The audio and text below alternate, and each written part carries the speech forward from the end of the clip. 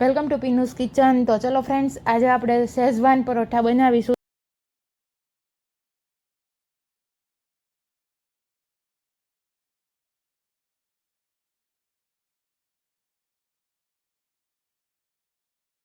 Schezwan paratha બનાવવા માટે આપણે એક મોટી રોટલી વણી લેશું, તેમાં શેઝવાન સોસ નાખીશું અને સારી રીતે પાથરી દઈશું।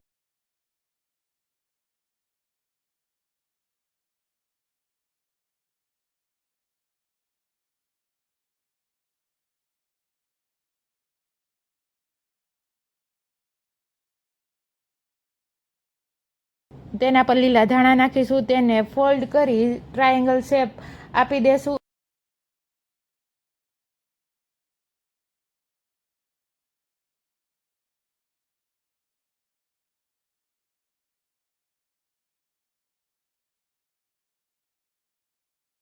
અને સારી રીતે વણી લેશું।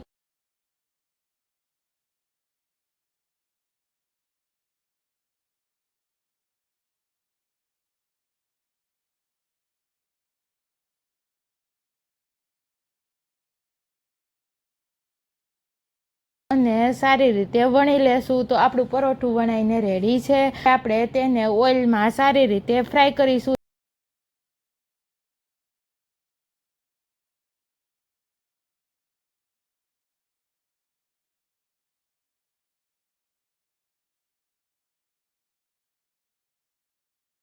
જ્યાં સુધી ક્રિસ્પી થાય ત્યાં સુધી આપણે પરોઠાને સારી રીતે ફ્રાય કરીશું।